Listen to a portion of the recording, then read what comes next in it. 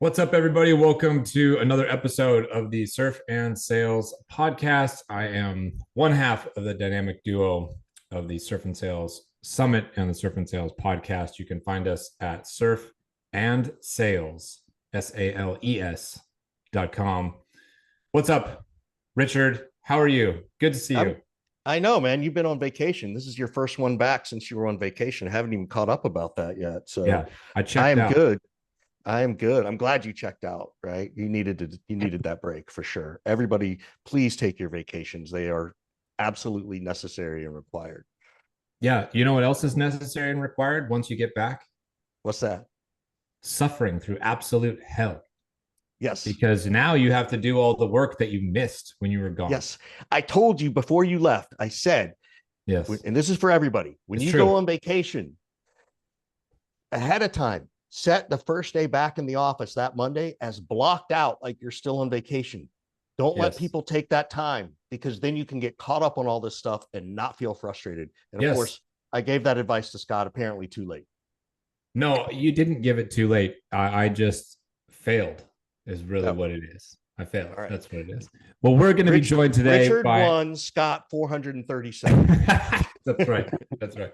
We're going to be joined today by my friend Aaron McReynolds, who's the co-founder and CEO of Alysio. He is based in Utah, I believe, right? Based in Utah. And I'm also recovering because his beloved Manchester United destroyed Liverpool this past Saturday, and I'm a little stung by it. Welcome to the show, Aaron. How's it going, man? Thank you. Yeah, it's going well. Thank you. Yeah, I'm still on a bit of a high. So yeah, go ahead. Let me enjoy it. Yep. Use this time to gloat. Go ahead. Tell everybody real quick, about your company and what problem is out there that you're trying to solve, and a little bit about where you're at right now. Yeah, great. So Alysio solves the answer to a very simple question. How do you know you've had a great day in sales, both as a manager and as a rep?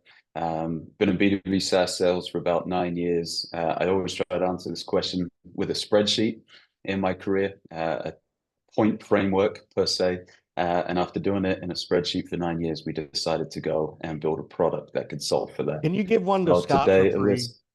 Please give a copy, because every day Scott suffers.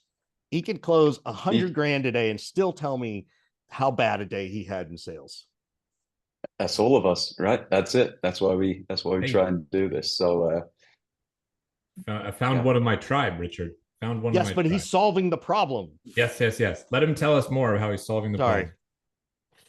No, of course. Yeah, so today the product, kind of three main areas of focus. One, top of funnel productivity, answering that question in a 10-point framework. So every user on the platform is held to 10 points a day. Essentially, great day in sales, 10 points, great day in health, 10,000 steps, very easy concept. Every customer picks the KPIs that are important to their organization. We pipe that data in from your CRM. You can upload it manually, so you get recognized for things outside of the CRM tracking. And then we gamified it with leaderboards, competitions, real-time rewards, and recognition. And then the other piece that I'd always done in a Google Docs was my internal meetings.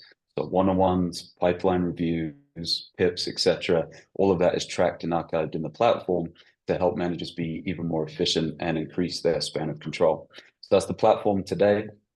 Working on V2, which is the AI element to what we're doing, working on delivering those insights even more dynamically, and being even more predictive around which KPIs are working and actually delivering revenue at the end of the day. So even just, about Scott, $100,000 a day, great. How do I know he's going to do that tomorrow and the day after? Can we repeat that success? So that's the platform. Pretty cool stuff. I don't know if you heard specifically, Richard, but did you see how he built in 10,000 steps and like a leaderboard, and that's part of a healthy day in sales, which I think is pretty relevant considering you just spent some time on the, state of sales, mental health report that you always do with Jeff and all that kind of stuff. So Aaron's got some of that element, that you can build in if you so choose, right? Yes, I love it. My only recommendation, because I always have recommendations, right, Scott, is open. I would encourage it not to be 10,000.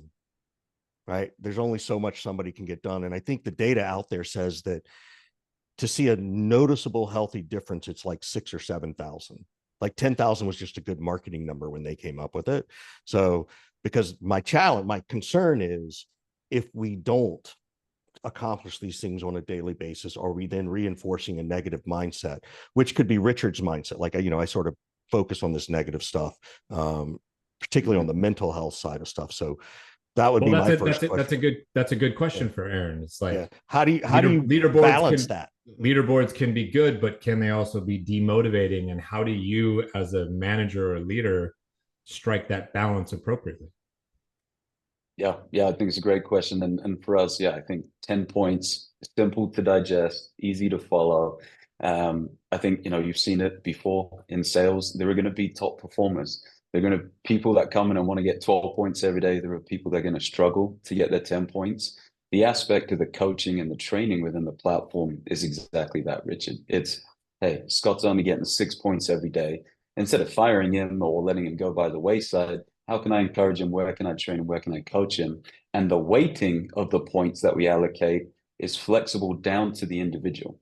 So if Richard's really good at cold calls and that's what he loves, Scott isn't. He's great at emails, but hasn't made a cold call for the last 3 months. If I could get 5 more cold calls out of Scott, great. But if Richard's really efficient there and that's where he drives productivity, like maybe we turn that dial up a little bit more, get a few more calls out of you because we know that's where your success comes from. And so I think, at the end of the day, it falls on the manager. We've all had managers who are absent. They miss the one-on-ones, they miss the pipe reviews, and the reps just fall even further behind. What we found is the reps enjoy the platform because it gets to kind of showcase where their strengths are and highlight where they're struggling and say, Mr. and Mrs. Manager, can you actually come in and help me? Like, I'm doing my best and I know it's not enough. Can you train and coach me even more? So I got a question on that. How much of that do you think, and Scott, this is a good question for you too, it could be generational, right? Like, I'm Gen X. If I work somewhere and I start to see my name on a leaderboard and I'm not getting my 5,000 or 10,000 steps, or I'm not getting this, I might feel micromanaged, right? It's my belief that starting with the millennials and into Gen Z, they want this constant feedback because that's the world they're living in, right? So have you seen, just, anecdotally, have you seen that generationally it might be, it might help some more than others? Yeah. And I think when we started the platform, I had this concept of, it's going to rest the hours, right? They love the gamification. They love being rewarded, recognized, that kind of Gen Z area. What we found is, one of our customers, MongoDB, we have 8 enterprise sales teams on the platform. These are the people that I thought it probably wouldn't resonate with as well. What we found is it's not that level of micromanagement. It's that opportunity to kind of showcase, this is what I do each day. This is what I enjoy. If I'm an enterprise rep, I have success, but I don't make cold calls. It's kind of that autonomy to say that is okay. As long as you're still generating pipeline and you're hitting quota, you can run your day the way that makes sense to you. And why the platform, our slogan is empower the individual. I believe firmly that every sales rep is different, right? We all operate at a different cadence. What I'm good at in sales may not be where Richard is good at in sales. And so instead of this blanket, everyone makes 60 cold calls a day kind of mantra that goes on in sales today, and I think is a lazy approach to management, now you get to essentially showcase, this is how I operate. This is what I'm good at. If you want to replicate that with your other reps, great. But the data that's coming out of the platform is saying, okay, maybe the way we've done it historically isn't the right way. And now the data backs that up. I remember I had a conversation. I was working at Qualtrics. I was a successful rep, gone back to about presence clubs. And my manager kind of came as a good friend of mine. He's like, I love you, but I cannot replicate you. I kind of operated different. And so what I said was, look, now you kind of have the data of what I'm doing every day. You'll see there's not a lot of cold calls in there, but I'm very efficient on emails. Put me in front of someone, I can close them, give me recognition for my on-sites, where that's an entire day out of the office. The CRM shows nothing, but I've actually been at an on-site and I'm closing my deals. I was now getting recognized and rewarded. So as an individual, I felt empowered at that point to run my book the way that made sense for me. And so that's kind of a lot of the psychology of the platform, is because everyone's different, you can now recognize those differences, reward them, and maybe go and coach everybody else on the team to say, hey, look, 60 cold calls is not the way. Richard's that top performer and he's sending a lot of emails. Go ask Richard. What are you doing? What is your cadence on emails? What are you saying in those messages that I'm not saying? The only thing that matters more than that is, even if I have those KPIs, is am I closing more business than Scott? Right? Like that's the number, right? Because that's what Scott and I'll get down to. Yes. And I haven't seen Scott and talked to Scott in like 10 or 12 days. So I apologize for picking on you so much, my man. It just shows how much I miss you and love you. It's good. You're making up for lost time. But the thing that you just said, even though, Richard, is like the only thing that matters is, am I selling better than Scott, right? Do I have more revenue than Scott? Here's the thing though, if that's the only leaderboard, some people can get discouraged because they feel like they're not seen for contributions that they're making, or progress that they're making, or effort that they're putting in. And so you lose nuance and context there. And I think some people can kind of tap out at that point. And they're like, well, I'm way far behind. The only thing Aaron ever looks at is revenue. Why even try? But I think what he's saying is, when you have the ability to layer in these other metrics, if you will, and you get to pick whichever ones you care about, the steps thing could be dials, could be number of trainings attended, whatever the heck it is. Now you have the ability to recognize different types of people for different types of behaviors. And it feels, to me at least, more inclusive, right? And you're giving people an opportunity to shine in different types of skill sets. I think that's part of it. I think as well. Yeah. That's part of it. And can Richard repeat the quota attainment? We now have the data to know what you do to do that. I think what happens oftentimes when we only focus on revenue, you might hit for a quarter, look like a rock star at 150%. The data actually tells me, yeah, you have the skill, but your will is showing me that you haven't built anything for the next 2 quarters. Now we can tell that story in that relationship where not only is Richard a winner today, I know with confidence he's going to be a winner in the next quarter and tomorrow as well.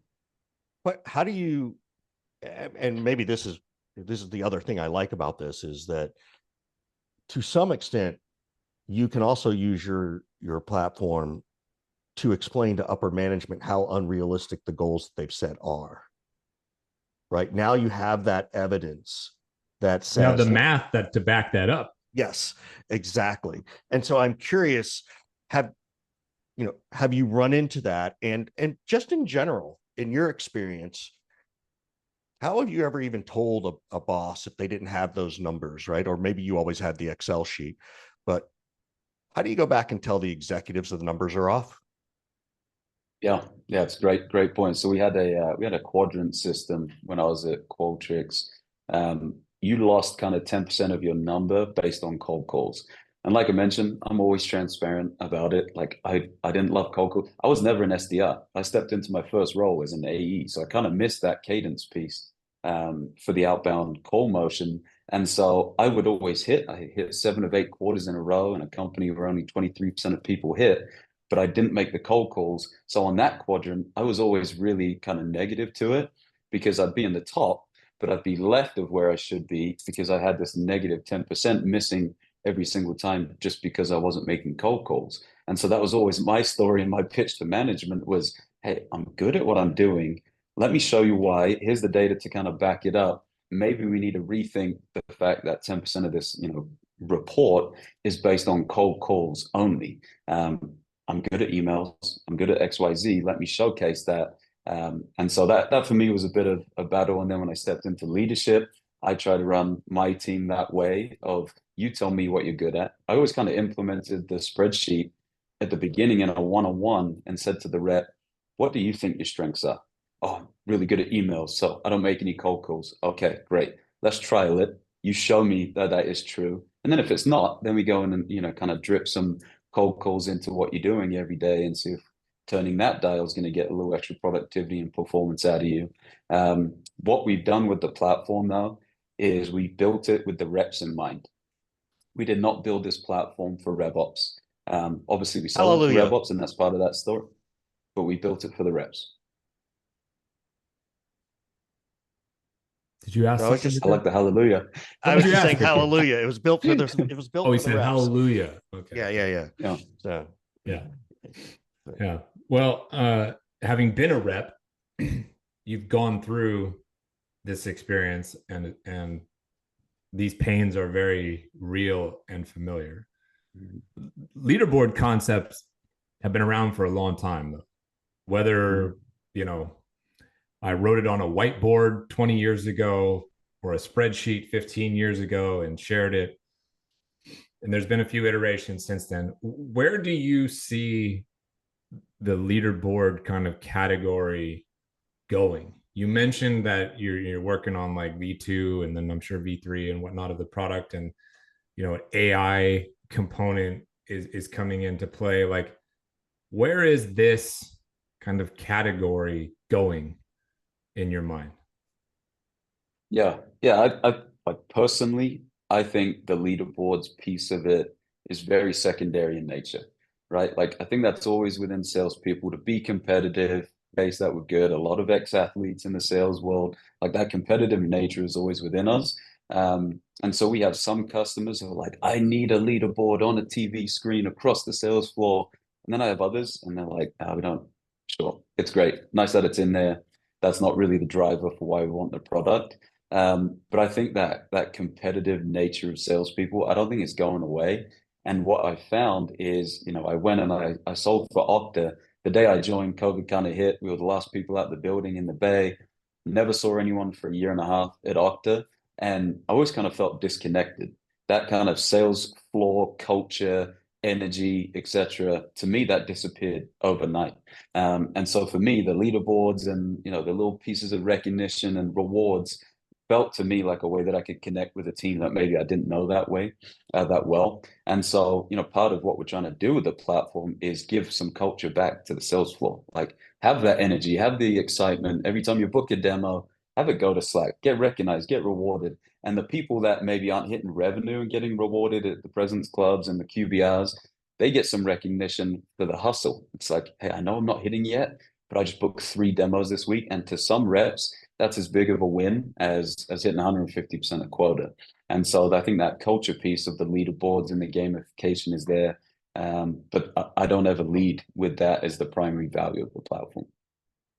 Yeah, I like that culture piece a lot. I remember in the times when Scott and I were looking for jobs, you know, there were times where you had to convince yourself of like, okay, I only talked to 2 recruiters this week, but at least I talked to 2 people about my job, right? And sometimes you needed to remind yourself of those little wins. So I really like that approach, and particularly for those, you know, that are doing that.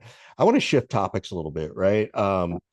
You know, you're selling a tool into, you know, our world, sales, revenue, those places.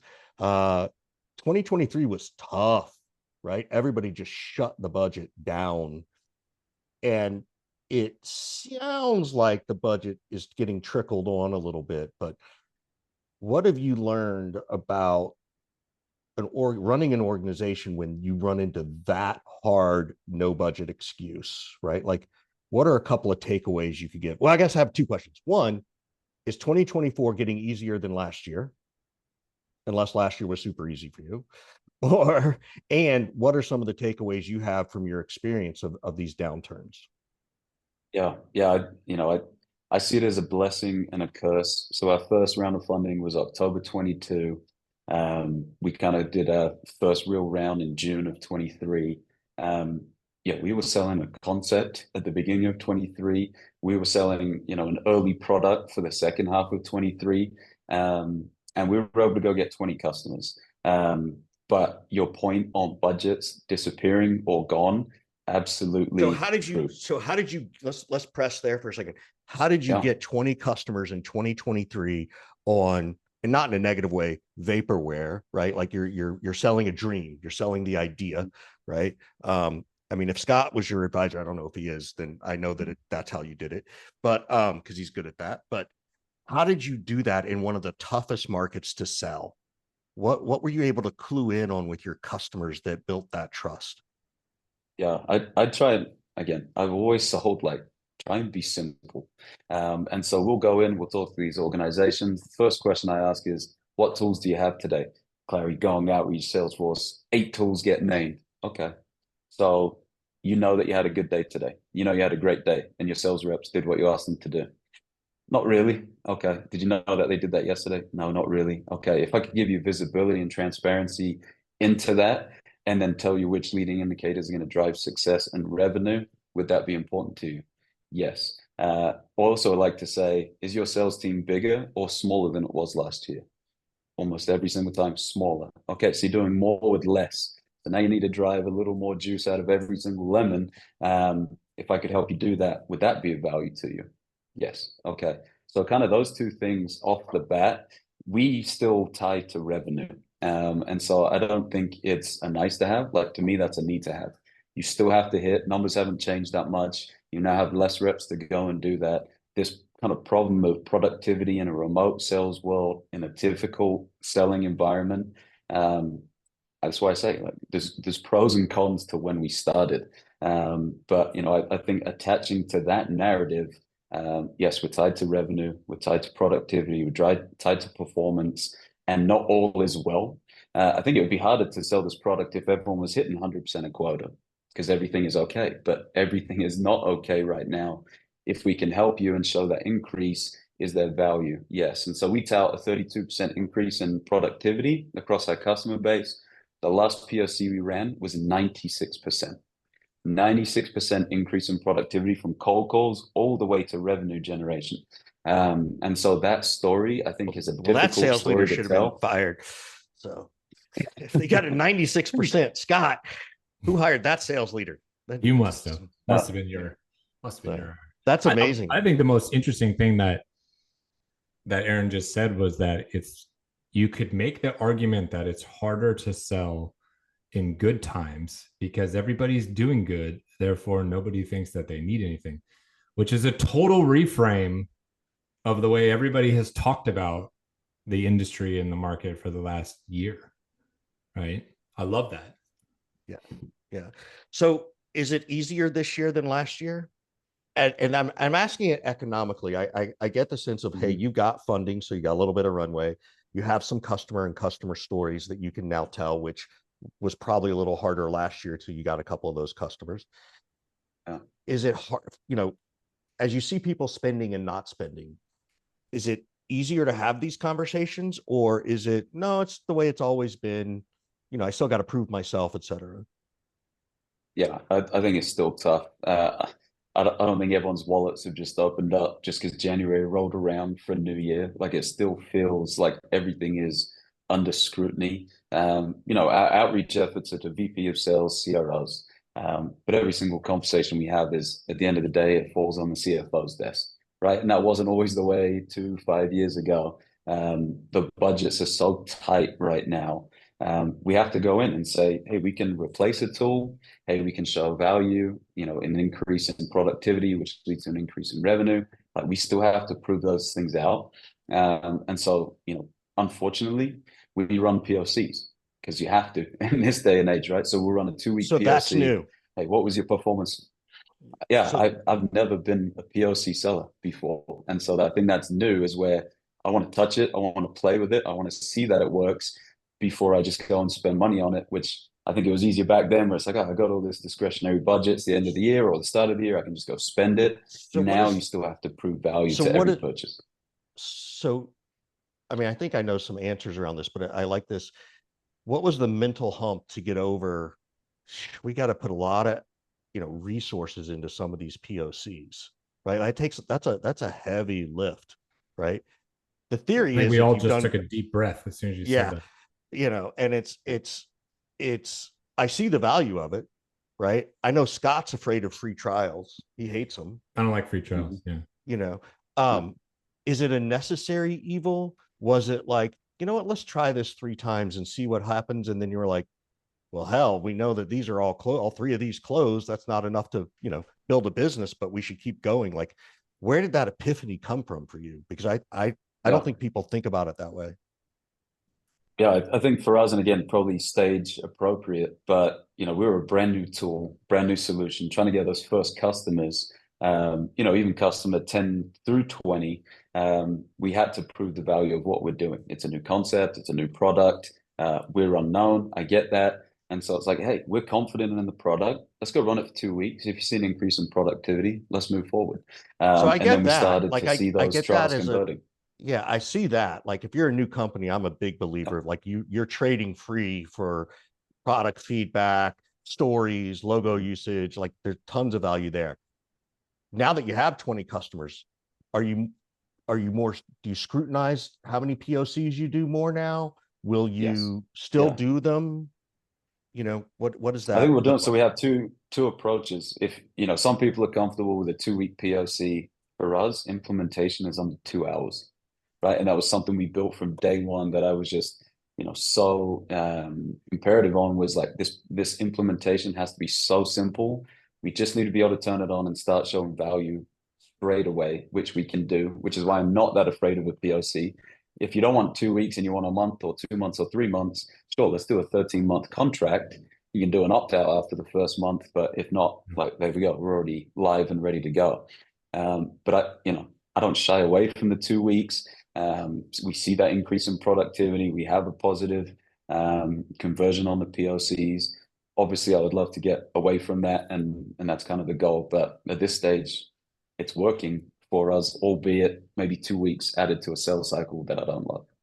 That's not But that does it big. really That's add not two that big of a weeks? problem, though. I don't think that adds 2 weeks. I think that actually shortens it. It just means that's the length of your sales cycle. Well, you're saying it's an additional 2 weeks instead of an additional 6 months, is what Right. Richard's saying. Thank So you. you could make the case that it shortens it.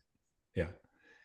The key Do you there, though, talk is to- you can't just have this like freemium thing where people sign up and then they're completely left alone for weeks to mess with the product. That doesn't work. That's the type Agreed. of free trial stuff that I hate. If you've got mechanisms in place to actually make sure people get onboarded properly, adopt the product and start using it, and you have a mechanism to like show them a specific feature set or something that they haven't utilized yet, and you have the ability to show them data which shows that they're seeing improvement, things like that.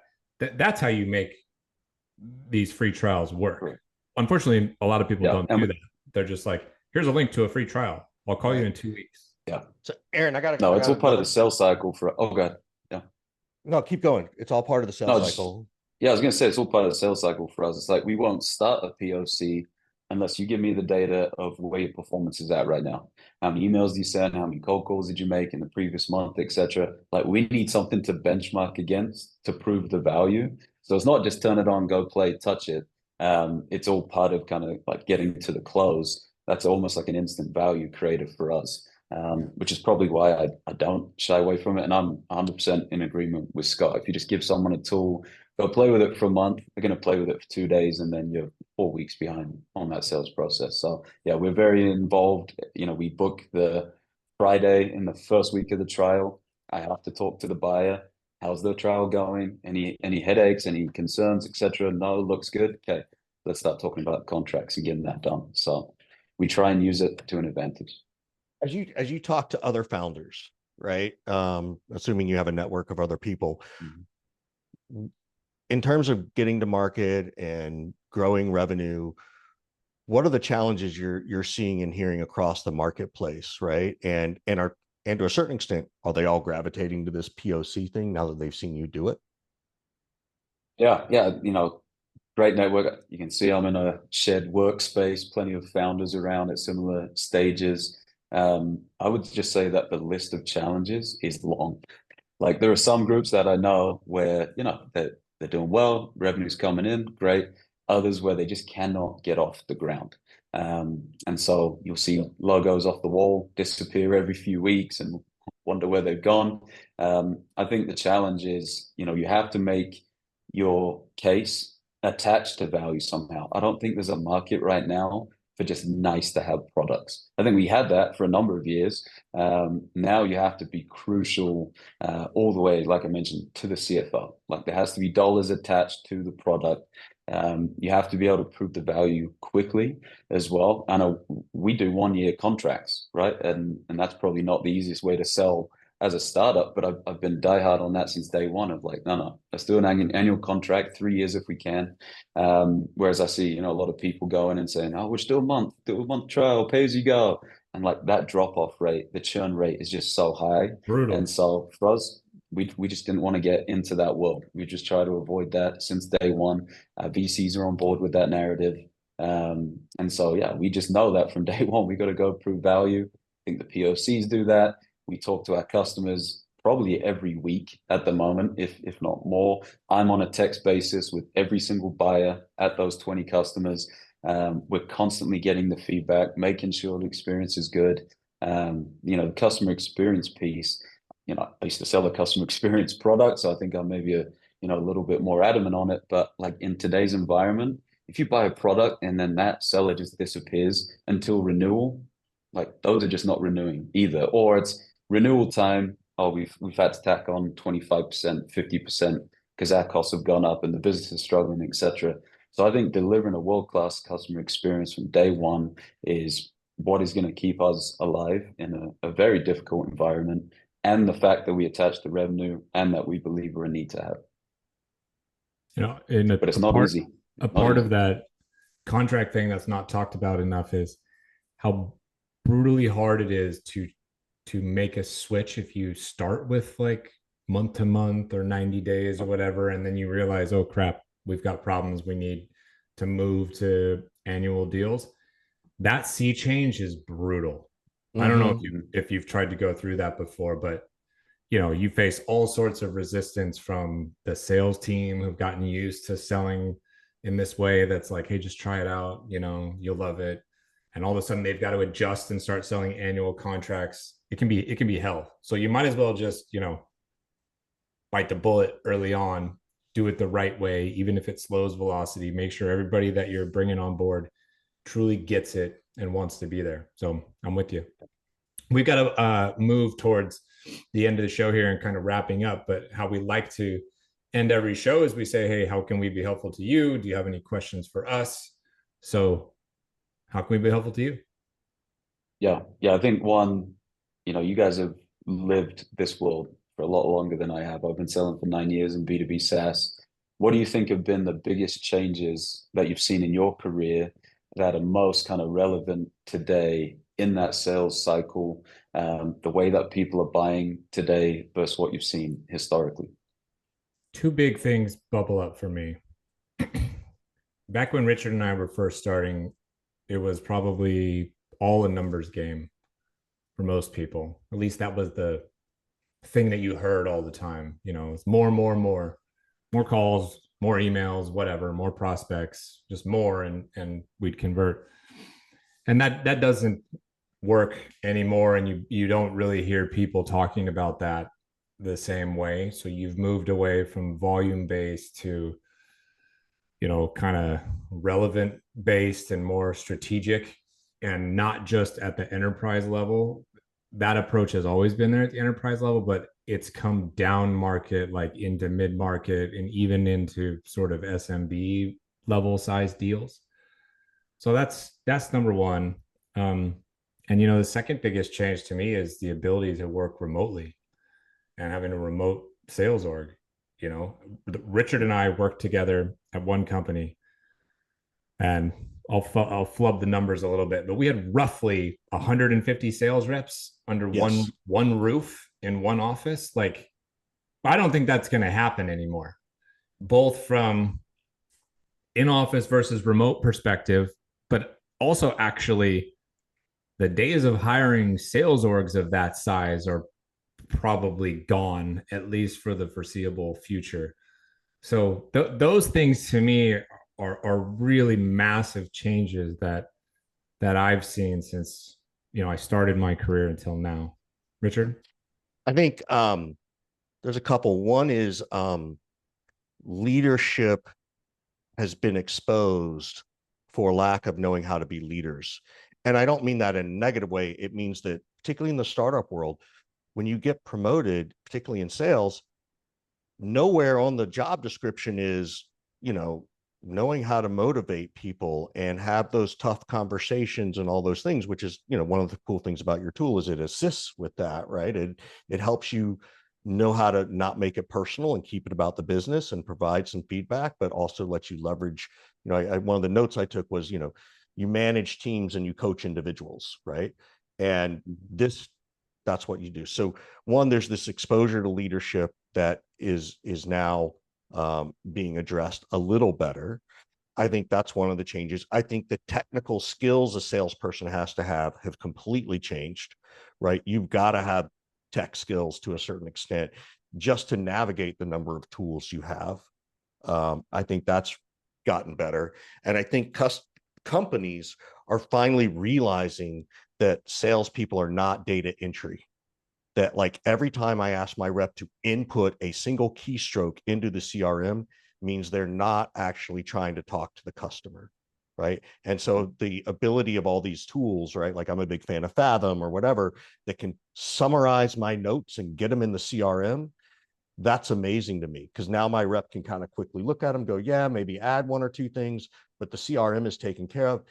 Now the VP of sales, the CEO doesn't need to go into a deal review and ask me questions that are already in the CRM because they're really good answers in the CRM. So those are the pieces. And then, we could go down the AI route for tomorrow, till tomorrow.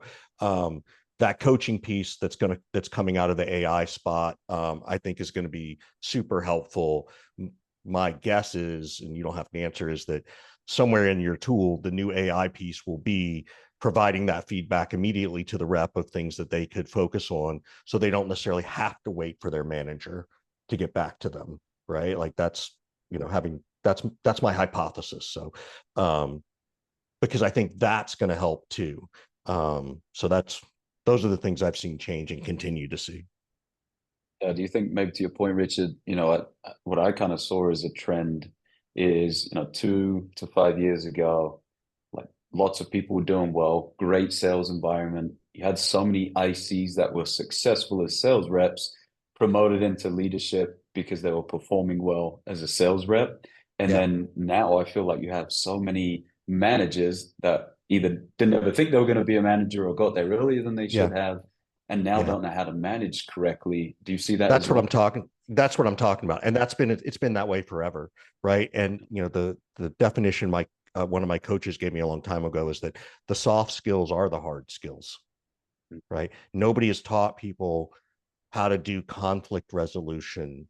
Like when it comes down to, someone poached a deal from my territory, or, we're going to change territories, or we're about to roll out the new comp plan.